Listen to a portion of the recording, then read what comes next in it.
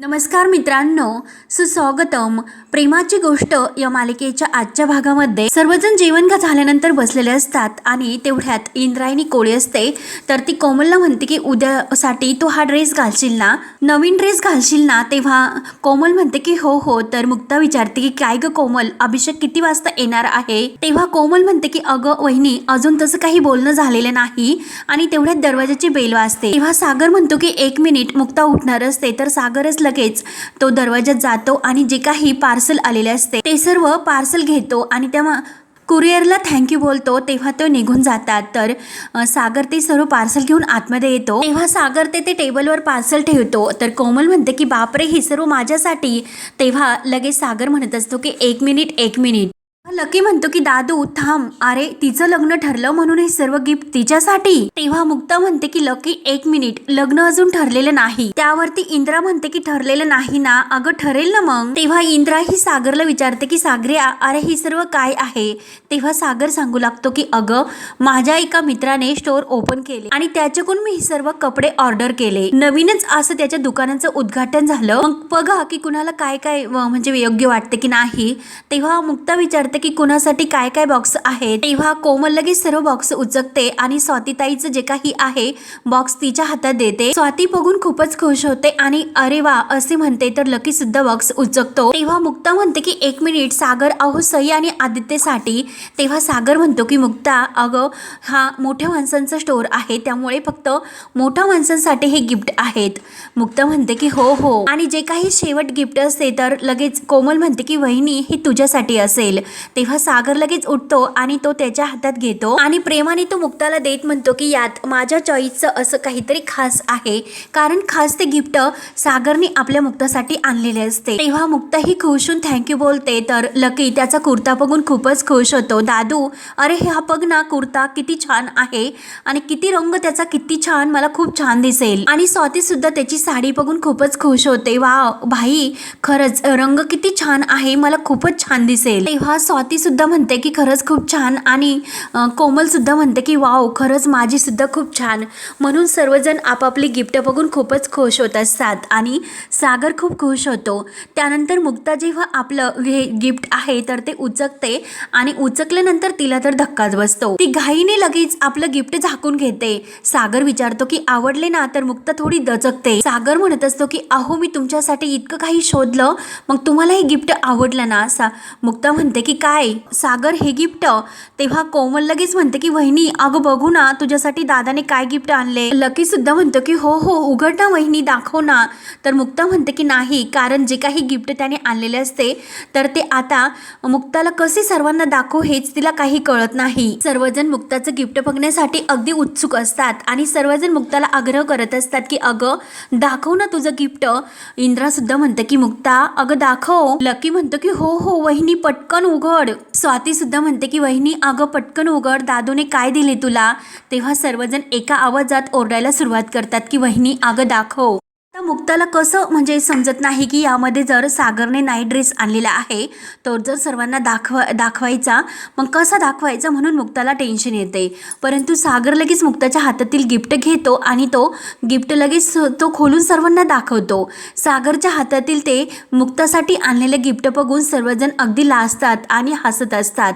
तेव्हा मात्र सागर जेव्हा त्या गिफ्टकडे बघतो आणि तो तर नाईट ड्रेस असतो आणि सागर तर लगेच खाली मान घालतो. स्वाती म्हणते की खरंच खूप भारी चॉईस आहे, परंतु सागर मात्र लाजतो आणि मुक्ता लगेच त्याच्या हातातून तो ड्रेस हिसकावून घेते आणि परत बॉक्समध्ये ठेवते. आणि मुक्ता हळूच म्हणते की काय सागर, तुम्ही माझ्यासाठी हे गिफ्ट घेऊन आलात का. सागर म्हणतो की नाही नाही, अहो मी खरंच हे ऑर्डर केले नव्हते, मी दुसरं तुमच्यासाठी काहीतरी ऑर्डर केले होते, हे चुकून आले असे वाटते. परंतु सर्वजण खूप हसत असतात. सागर मोठ्याने म्हणतो की चुकून पाठवलेले असणार त्यांनी. तर लगेच इंद्रा म्हणते की काय चुकून पाठवले, आम्ही सर्वजण समोर आहोत ना, म्हणून तू म्हणतो की चुकून पाठवले. चुकून कोणी पाठवतं का. अरे तू मागितल्याशिवाय काय रे सागऱ्या, 2 पोरांचा बाप झाला आणि तुला काही कळतं की नाही, सगळ्यांसमोर हे असं काही ओपन करून दाखवतात का. तेव्हा मुक्ता हळूच म्हणते की सागर अहो तुम्हाला कधी काय करायचे असते, खरंच काही कळत नाही. तेव्हा सागर म्हणतो की मुक्ता अहो मी तुम्हाला म्हटलो की चुकून पाठवलेले असणार, मी हे ऑर्डर केलं नव्हतं. सागर म्हणतो की खरंच माझ्यावर विश्वास ठेवा, अहो हे गिफ्ट मी मागवलं नव्हतं, मी खरंच साडी गिफ्ट ही मागवली होती, परंतु चुकून हे काहीतरी दुसरंच गिफ्ट आलं. तर मुक्ता ही तळतळ करत असते. तर लगेच स्वाती म्हणते की भाई, अरे अशा चुका केव्हा होत्यात हे तुला माहिती आहे का? कारण जेव्हा ही प्रेम खूप ओतू जातं ना, तेव्हाच असे काही नकळत घडते. त्यामुळे तुम्ही एक काम करा, 2 दिवसासाठी कुठेतरी बाहेर फिरायला जा. तेव्हा कोमल म्हणते की अगं स्वातीताई, किती प्रेमाने त्याने वहिनीसाठी हे गिफ्ट मागवलं. तेव्हा लकी म्हणतो की प्रेम चुकीच्या ठिकाणी उघडलं गेलं म्हणून सर्वजण आणखीन हसतात. मुक्ता ही लकीवर ओरडते की लकी, आणि तेवढ्या सागरच्या मोबाईलवर कॉल येतो. सागर फोन घेतो आणि जो काही तो कुरिअरवाला असतो तर तो फोन केलेला असतो आणि तो म्हणतो की अहो चुकून मी तुम्हाला दुसऱ्याचे एक पार्सल तुम्हाला दिले आणि जे तुमचे पार्सल होते ते माझ्याकडे राहिले. तेव्हा सागर म्हणतो की 1 मिनिट, मला काही व्यवस्थित ऐकायला येत नाही, काय झाले? तेव्हा तो कुरिअरवाला म्हणतो की हो, आणि तो फोन स्पीकरवर टाकतो की आणि परत सर्वांना ऐकून येण्यासाठी तो मुद्दाम त्या कुरिअरवाल्याला पुन्हा बोलायला सांगतो. तेव्हा कुरिअरवाला जो सांगत असतो की तुमच्या घरी जे काही मी पार्सल पाठवले त्यात चुकून एक काहीतरी वेगळे पार्सल आमचे आदलाबदली झाले, म्हणजे दुसऱ्याचे पार्सल तुमच्या घरी गेले. सागर म्हणतो की हो, आत्ताच्या आत्ता या आणि तुमचं हे पार्सल घेऊन जा. तुमच्या या पार्सलमुळे मला खूप काही ऐकून घ्यावं लागतं आणि माझं जे पार्सल आहे ना ते मला परत येथे आणून द्या. म्हणून फोन कट करतो आणि सर्वांना म्हणतो की झाले का आता? बसला ना सर्वांचा विश्वास? तरी मी तुम्हाला सांगत होतं की असलं काही मी ऑर्डर केलेलं नाही. आई, आता तरी तुझा विश्वास बसला ना? इंद्राला हसायला येतं. मी अशी साडी पार्सल केली होती. तेव्हा इंद्रा हसते. इंद्रा म्हणते की सागऱ्या, अरे आजकाल जसे तुझे रंग काही वेगळे दिसतात, हो की नाही मुक्ता? तर मुक्ता लाजते. तर स्वाती म्हणते की रंग, आणि त्या बॉक्स मधील कापडाचा रंग सुद्धा खूप सुंदर आहे बरं का. आणि हे बघा, तुम्ही एकमेकांना काय गिफ्ट देता हे आम्हाला माहिती नाही, परंतु आता मात्र हे गिफ्ट आमच्या समोर उघडलं गेलं म्हणून आम्हाला ते कळले. तेव्हा मुक्ता म्हणते की नाही, अहो असे काही नाही. म्हणून सर्वजण मुक्ता आणि सागरची खूप उडवतात आणि सर्वांना खूप हसू येत असते. तेव्हा सर्वजण हसत असतात. त्याच लगेच सागर लक्ष देतो आणि हळूच तो मुक्ताजवळ येतो आणि हळूच म्हणतो की बाय द वे, यावेळेस जर चुकून पार्सल आले, परंतु पुढच्या वेळेस मात्र हे पार्सल मी नक्की ठरून ऑर्डर करेल. तेव्हा मुक्ता ही लगेच सागरकडे लाजतच बघत असते आणि सागर तिला लाजत म्हणतो की जर तुला आवडलं असेल तर. तेव्हा मुक्ता म्हणते की काय सागर ही तिचं गिफ्ट बघून खूप खुश होत असते आणि सागर खूपच खुश असते. त्यानंतर मात्र इकडे हर्षवर्धन सर्व मिहिकाचा विचार करत असतो की त्याने जी काही पपई ही मिहिकाला खाऊन घातली आणि मिहिका म्हणत असते की मी चुकून पपई खाल्लीच कशी? जर माझ्या बाळाला काही झाले तर संतोषने मला ही फळं का आणून दिली असेल म्हणून मी हे फळं खाते, असे मिहिका जेव्हा म्हणते तर त्या सर्व गोष्टीचा तो विचार करतो. आणि तेव्हा मिहिका म्हटलेली असते की मला कोणतेही टेस्ट करायचे नाही. तर हर्षवर्धन तिला म्हणतो की प्रॉब्लेम काय? तेव्हा मिहिकाने सांगितले असते की हो, मी या अगोदरच सर्व काही टेस्ट करून घेतलेले आहे, त्यामुळे आता कोणतीही टेस्ट मला करायची नाही. हर्षवर्धन विचार करतो की कुठलीही बाई असो, परंतु आपण मात्र स्वतः प्रेग्नेंट आहोत हे कसे विसरू शकते? नक्की कुठेतरी पाणी मुरते. मग बघूयात की आता प्रेग्नन्सी रिपोर्ट येतीलच आणि त्यावरून कळेल आपल्याला. आणि जर ही मिहिका प्रेग्नेंट असेल तर काय करायचे, आणि जर ती प्रेग्नेंट नसेल तर मग काय करायचे? त्यानंतर इकडे मिहिकाला सुद्धा खूप टेन्शन येते. मिहिका म्हणते की माय गॉड, मी जर प्रेग्नेंट नाही हे हर्षवर्धनला जर कळले तर मग सर्व काही संपले, फिनिश. आतापर्यंत मी त्याला माझ्या तालावर नाचवत आले. मी या घरातील त्याची चिडचिड होण्यासाठी दारू, सर्व काही, मी नॉनव्हेज वगैरे सर्व काही बंद केले आणि फक्त त्याला त्रास देण्यासाठी. आणि जर आता हर्षवर्धनला जर कळले की मी प्रेग्नेंट नाही तर तो माझा जीव सुद्धा घेऊ शकतो. म्हणून मी त्याला खूप टेन्शन येते. म्हणून मी खात्रीने सांगू शकते की नक्की त्याला डाऊट आलेला असणार, म्हणून त्याने मला टेस्ट करण्यासाठी सांगितलेले असणार. त्यामुळे आता मी काय करू शकते की अरे देवा, आता फिनिश, सर्व काही फिनिश होईल. जो काही प्लॅन केला तर तो आता फिनिश होईल अशी तिला भीती वाटत असते. आणि ह्या सर्व गोष्टीचा विचार अगोदर कसा मला सुचला नसेल, म्हणून ती लगेच आपल्या क्लिनिक मधील मितालीला फोन करते आणि हॅलो, मी अगं मिहिका बोलते. आणि मिताली विचारते की काय ग मिहिका, इतक्या दिवसातून तू कॉल केला, बरी आहेस ना तू? मिहिका म्हणते की अगं मी बरी आहे, परंतु त्या अगोदर मला एक गोष्ट सांग. माझं तुझ्याकडे एक खूप महत्त्वाचं काम आहे. सिटी पॅथॉलॉजी मध्येच काम करते ना? तेव्हा मिताली म्हणते की हो, आणि का बरं तू हे सर्व विचारते? तेव्हा मिहिका म्हणते अगं तुमच्या लॅबमध्ये माझा ब्लड टेस्टचा एक रिपोर्ट येईल आणि ती जी काही प्रेग्नेंसी टेस्ट आहे ना ती फक्त तुला निगेटिव्हची फक्त पॉझिटिव्ह करायची. तेव्हा मिताली म्हणते की काय काय बोलतेस? तेव्हा मिहिका म्हणते की अगं मी तू चले काय बोलतेस? अगं प्लीज यार, प्लीज तू मला मदत कर. तेव्हा मिताली म्हणते की अगं मिहिका, तुला कळते का तू नक्की काय बोलतेस ते? हे शक्य नाही. नाही. तेव्हा मिहिका म्हणते की अगं मिठू प्लीज माझं तू ऐकून घे, माझ्या आयुष्यामध्ये असे काही नकळत गोष्टी घडतात की प्लीज तू माझं ऐकून घे, मी तुला जे काही सांगते प्लीज प्लीज तू माझ्यासाठी एवढं काहीतरी कर, नाहीतर मी बर्बाद होईल. तेव्हा मिताली विचारते की अगं पण एवढं काय झालं तुला बर्बाद होण्यासाठी. तेव्हा मिहिका म्हणते की अगं ती खूप मोठी स्टोरी आहे, मी तुला फुरसत मिळाल्यानंतर सांगते सर्व काही, प्लीज मितू तुम्हाला मदत कर, अगं माझ्या सुद्धा खूप नाकातोंडाशी आले प्लीज. तेव्हा मिताली म्हणते की हो बघते मी. तेव्हा मिहिका म्हणते की नाही बघते नाही, करच तू करूनच टाक आणि तू असे म्हण की तू माझे जे काही प्रेग्नन्सी रिपोर्ट आहे ना ते पॉझिटिव्ह करून तुम्हाला पाठवशील, असे काहीतरी म्हण, तेव्हा माझ्या जीवात जीव येईल. तेव्हा मिताली म्हणते की ओके ओके चिल मी करेल.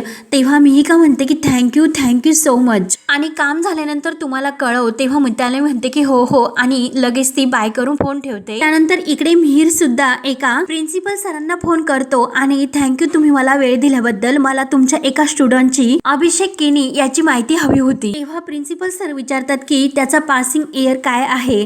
तेव्हा मिहिर म्हणतो की खरंच त्याबद्दल मला माहिती नाही की नक्की काय आहे, मला फक्त त्याचं नावच माहिती आहे की अभिषेक केनी. तेव्हा मिहिर त्यांचे पूर्ण नाव सांगतो की अभिषेक महेश केनी. तेव्हा प्रिन्सिपल साहेब चेक करतात आणि हो यस, कारण अभिषेक केनी नावाचा एक मुलगा होता, खूपच हुशार शांत, परंतु नेमकं तुम्हाला अशी काय माहिती हवी आहे असे मिहिरला विचारतात. मिहिर म्हणतो की तसे काही नाही, फक्त जनरलच. तर मिहिर सांगू लागतो की त्याची वागणूक कशी होती, जनरल अशी माहिती त्याची मला हवी आहे. तेव्हा प्रिन्सिपल सर सांगू लागतात की तशी त्याची खास अशी काही माहिती नाही, परंतु स्टुडंट असोसिएशनचा मेंबर होता, तो नेहमी स्वतःच्या कामात आणि अभ्यासात बिझी असायचा, बाकी काही असे विशेष नाही. तेव्हा मिहिर म्हणतो की thank you so much principal sir, बाकी काही नाही आणि थँक्यू बोलून मिहिर फोन ठेवतो. त्यानंतर इकडे मिहिर मात्र त्याचा पाठलाग करत त्याच्या मागेच असतो, त्याची माहिती पूर्णपणे काढण्याचा प्रयत्न करत असतो आणि अभिषेक हा धावत एका नारळाच्या दुकानासमोर येतो आणि तो नारळ पाणी पिण्यासाठी एक नारळ विकत घेतो, परंतु तेथे एक माणूस येतो आणि तो हात जोडून अभिषेकला एक नारळाचं पाणी पिण्यासाठी मागत असतो. तेव्हा अभिषेक त्याला तो लगेच त्या नारळवाला जो असतो त्याला द्यायला सांगतो. मिहिरला आता खात्री पडते की अभिषेक खरंच चांगला आहे आणि तेवढ्यात पुढे जाऊन अभिषेक आपल्या मोबाईलमध्ये काहीतरी बघत असतो. त्यानंतर इकडे मात्र हर्षवर्धन विचार करत असतो की किती काही झालं तरी आता ह्या मिहिकाचे जे प्रेग्नेन्सीचे रिपोर्ट आहे तर माझ्या हातात यायला हवे आणि तो त्याची केव्हा येते याची वाटच बघत असतो आणि त्यावरून मला आता समजेल की मिहिका खोटं बोलते आणि एकच पुरावा असा चुकीच्या माणसाशी पंगा घेतला हे तिला कळेलच. आणि तेवढ्यात एक माणूस जे काही प्रेग्नन्सीचे रिपोर्ट आहे तर ते घेऊन येतो आणि ते रिपोर्ट हातात घेऊन त्या माणसाला थँक्यू बोलून जायला सांगतो आणि खूप खुश होत असतो की फायनली आता खरं काय आणि खोटं काय ही मला कळेलच. तेव्हा मात्र रिपोर्ट तो वाचतो, परंतु त्याला ते रिपोर्ट वाचून धक्काच बसतो, कारण ते रिपोर्ट पॉझिटिव्ह आलेले असतात. त्यानंतर इकडे मिहिर हा अभिषेकचा पाठलागच करत असतो की नक्की तो कशी त्याची वागणूक आहे. तेव्हा एक बाई अभिषेकच्या गाडीजवळून जात असते, अचानक तिला चक्कर येते आणि ती खाली पडते. तेव्हा लगेच अभिषेक तिला धरतो आणि मावशी काय होते तुम्हाला म्हणून तिची विचारपूस करू लागतो. तेव्हा शेजारच्या बाईला पकडून आपल्या गाडीतील जी काही बॉटल आहे पाण्याची ती काढतो आणि त्या चक्कर आलेल्या मावशींना ती पाजतो आणि तुम्हाला तर बरं वाटते का असे प्रेमाने विचारतो, त्यांची विचारपूस करतो. तेव्हा मावशी म्हणतात की हो बरं वाटतं. तेव्हा मिहिर हे सर्व बघून अगदी थक्कच होतो, कारण अभिषेक खरंच चांगला आहे असे दुसरा पॉइंट त्याच्यासमोर घडतो. तेव्हा अभिषेक त्या बाईला म्हणतो की चला मावशी तुम्ही गाडीमध्ये बसा, मी तुम्हाला घरी सोडतो. मावशी म्हणतात की नको मी जाईल. तेव्हा अभिषेक ऐकायला तयार नसतो, तुम्ही अशा अवस्थेत घरी नाही जाऊ शकत, मी तुम्हाला सोडतो म्हणून त्या मावशींना खूप आग्रह सुद्धा तो करतो आणि आपल्या हाताला धरून तो सर्व इतर मदत करणाऱ्या माणसाला थँक्यू सो मच म्हणतो आणि तुम्ही आता जाऊ शकतात असे बोलून त्या मावशींना गाडीमध्ये बसवतो. मिहिर हे सर्व बघतच असतो लांबूनच आणि तो परत अभिषेकवर खुश होतो. त्यानंतर मात्र इकडे हर्षवर्धन जे रिपोर्ट पाहतो तर ते पॉझिटिव्ह आल्याचे त्याला धक्का बसतो आणि तो वाचतच म्हणतो की पॉझिटिव्ह आणि मिहिका तेथे उभीच असते. तेव्हा ते ऐकल्यानंतर मिहिकाच्या जीवात जीव येतो, तिला आनंद होतो. जो काही तिने मितालीला सांगितलेले असते तर मितालीने ते सर्व काही अगदी तसेच केलेले असते म्हणून ती खुश होते. हर्षवर्धन त्या रिपोर्टकडे बघत असतो आणि हे कसे शक्य आहे असे म्हणतो. मिहिका खरंच प्रेग्नेंट आहे, मला तर असे वाटले होते की नक्की माझ्याशी नाटक करते. तेव्हा हे सर्व मिहिका ऐकते आणि पाहते आणि मनात म्हणते की हर्षवर्धन अरे मला मूर्ख समजण्याची तू खूप मोठी चूक केली, परंतु तुझ्या अगोदर मात्र मी माझ्या मैत्रिणीला सांगून सर्व काही सेव्ह करून ठेवले होते आणि थँक गॉड मितूने हे सर्व काही व्यवस्थित केले. तिच्या मदतीने आज हे शक्य झाले म्हणून ती मितूवर खूप खुश होते आणि हर्षवर्धनला पुन्हा एकदा तोंडावर पाडते. त्यानंतर मात्र मिताली ही फोनवर एका बोलत असते आणि फोन ठेवल्यानंतर तेव्हा तिच्या लक्षात येते की अरे देवा, म्हणजे मला मिहिकाने सांगितले होते की तिचे जे काही रिपोर्ट होते तर ते तिने निगेटिव्ह आहे ना, तर ती पॉझिटिव्ह करण्यासाठी सांगितलेले असते. हे आता तिच्या लक्षात येते आणि ती डोक्याला हात लावते. कामाच्या गडबडीत तर ते माझ्याकडून राहूनच गेलं, तर मिहिका आता हे सांगितल्यानंतर मला तर मारून टाकेल आणि मी तिचं हे काम केलं नाही तुला सांगण्यासाठी सुद्धा विसरले. नक्की आता मिहिका कोणत्या प्रॉब्लेम मध्ये अडकायला नको. थांब, आता मी अगोदर तिला सांगितले की तू प्रेग्नेंट आहे, असं काही तुझ्या रिपोर्ट मध्ये मी चेंज केलेला नाही. आय मीन माझ्याकडून ते राहून गेलं. त्यानंतर इकडे मिहिर हा मुक्ताला फोन करतो आणि सांगतो की वहिनी, मी अभिषेकचा पाठलाग करतो, परंतु आता मात्र त्याच्यावर काही डाऊट घेण्यासारखं आतापर्यंत काही माझ्या लक्षात आलेले सुद्धा नाही आणि मला तसे दिसले सुद्धा नाही. म्हणजे मी जे काही बघितलं ना ते मी तुला येऊन सांगतोच. आत्तापर्यंत जे काही मी बघितलं ना तर त्याच्याबद्दल मी काही चांगलंच बघितलं.